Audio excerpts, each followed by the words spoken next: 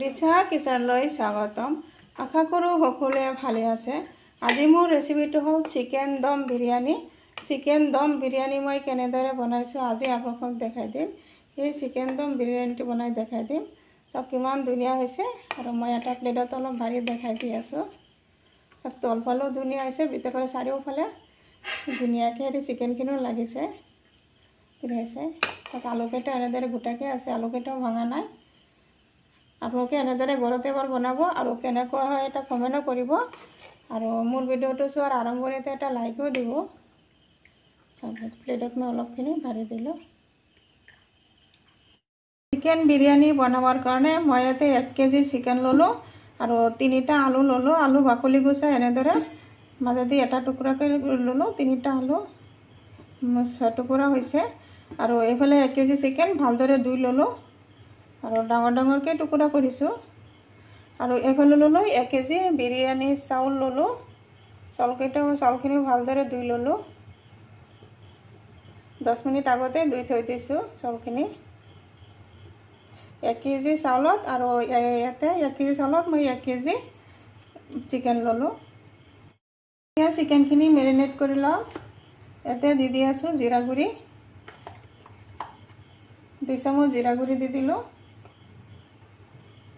আৰু 2 চামুচ হালধি গুড়ি, 1 চামুচ কাশ্মীৰী জলকীয়া গুড়ি আৰু 1 চামুচ এইটো নৰ্মেল জলকীয়া গুড়ি দি দিলোঁ। দি আছোঁ 1 চামুচ সোৱাদ অনুসৰি নিমখ আৰু ইয়াতে দি আছোঁ 2টা পিঁয়াজ গেট কৰি ল'লোঁ আৰু 2টা তেজপাত ল'লোঁ আৰু অলপ বেছিকৈ আদা আৰু 2টা নহৰু একলগত গেট কৰি ল'লোঁ আৰু ইয়াতে ল'লোঁ 3টা দালচিনি আৰু এলাচি টুকুৰা, এলাচি 3টা আৰু লং এনেদৰে একলগত গোটেইখিনি ল'লোঁ। গোটেইখিনি ইয়াতে দি দিলোঁ। ভালদৰে হাতেৰে এনেদৰে মিক্স কৰি দিম।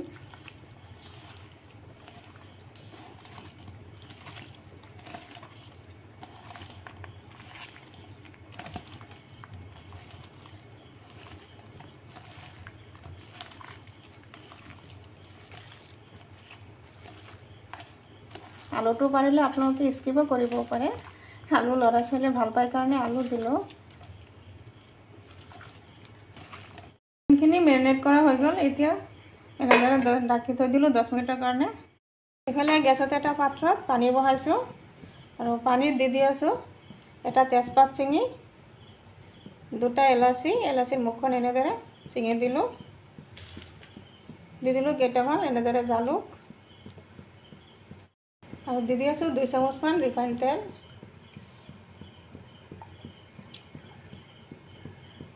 পানীখিনি গৰম হৈ গ'ল আৰু এতিয়া পানীত দি আছোঁ আগতে ধুই থোৱা চাউলখিনি দি আছোঁ।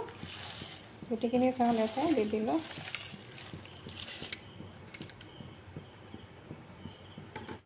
আৰু চাউলত দি আছোঁ অলপখিনি নিমখ। এতিয়া অলপ লৰাই দিলোঁ।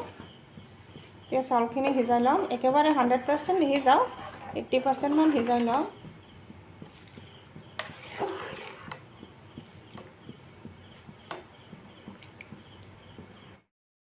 গেছত এটা ডেক্সি বহাইছোঁ আৰু আজি মই বিৰিয়ানীটো এই ডেক্সিত বনাম।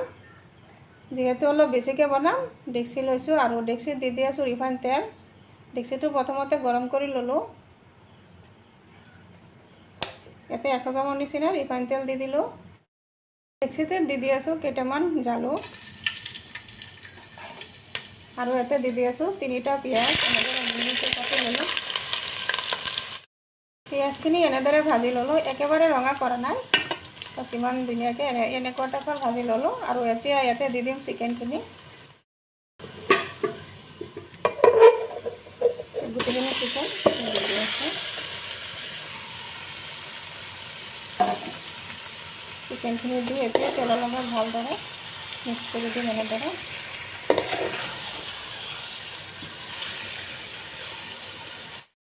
চিকেনখিনি ভালদৰে এনেদৰে তেলৰ লগত ভালদৰে মিক্স কৰি দিলোঁ। চিকেনৰ পৰা কিমান ধুনীয়াকৈ তেল এৰি আছে চিকেন আছে আৰু এতিয়া ভালদৰে আৰু এবাৰ লৰাই দি আছোঁ।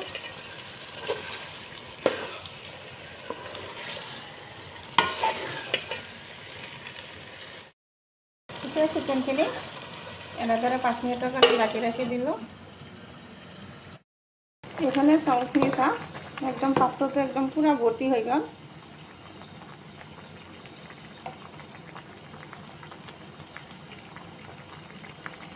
একেবাৰে 100% সিজা নাই, নিশ্চয় দেখা পাইছে।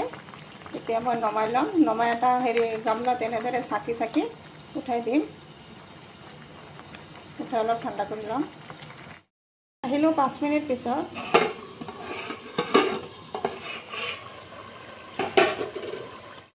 চিকেনখিনি ভালদৰে লৰাই দিলোঁ। চব কিমান ধুনীয়া হৈছে। আৰু ইয়াতে মই দি দিম অলপখিনি পানী, অনলি আলুখিনি সিজিবৰ কাৰণে। আলুখিনি সিজা নাই, এই সৰু গিলাচ দি দেখা পাইছে, একেবাৰে সৰু গিলাচ দি এইখিনি পানী দি দিলোঁ, খালি আলুখিনি সিজিবৰ কাৰণে। আৰু এখন লৰাই দিলোঁ। আৰু এতিয়া আৰু 5 মিনিটৰ কাৰণে ৰাখি আহিলোঁ 5 মিনিট পিছত।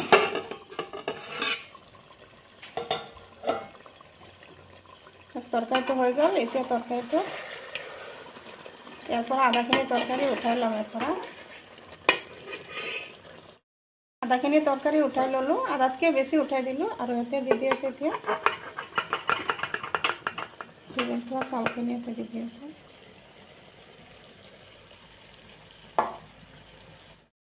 ওপৰত সিজাই থোৱা এনেদৰে ভাতখিনি দি দিলোঁ। আৰু এতিয়া আকৌ ওপৰত তৰকাৰী দি আছোঁ। ৰাখি থোৱা তৰকাৰী এবাৰ এনেদৰে দি আছোঁ।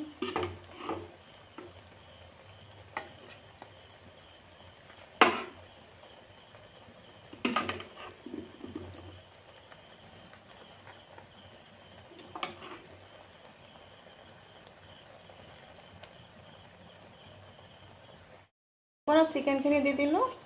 আৰু দি আছোঁ পিঁয়াজৰ বেৰেস্তা।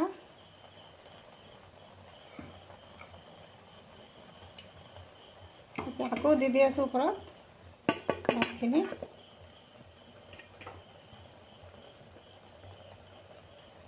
এনেদৰে লাহে লাহে দি আছোঁ।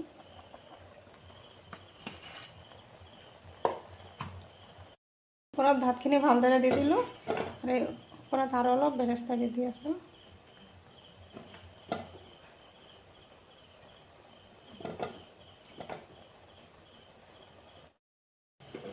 এতিয়া আৰু এনেদৰে 5 মিনিটৰ কাৰণে এনেদৰে দমত দি আছোঁ। আহিলোঁ 5 মিনিট পিছত। এবাৰ লৰাই দিওঁ।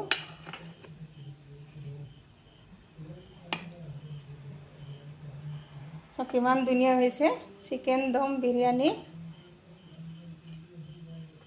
এবাৰ এনেদৰে অলপ উলট পালট কৰি দি আছোঁ। এনেদৰে এবাৰ আপোনালোকে ঘৰত বনাবচোন, খাই চাব, বহুত টেষ্টি হয়। আৰু ল'ৰা ছোৱালীও ভাল পায়। চব কিমান ধুনীয়া হৈছে। এনেদৰে অলপ লাহে লাহে অলপ লৰাই দিলোঁ। নিশ্চয় মোৰ ৰেচিপিটো ভাল লাগিছে। যদি ভাল লাগে লাইক শ্বেয়াৰ কমেণ্ট কৰিব। প্লিজ এটা ছাবস্ক্ৰাইব কৰি কাষত থকা বেল আইকনটো প্ৰেছ কৰি দিব। আজি মোৰ ৰেচিপি এইখিনি। আকৌ আশা আছে কাইলৈ আৰু এটা নতুন ভিডিঅ' লৈ আহিম। Thank U.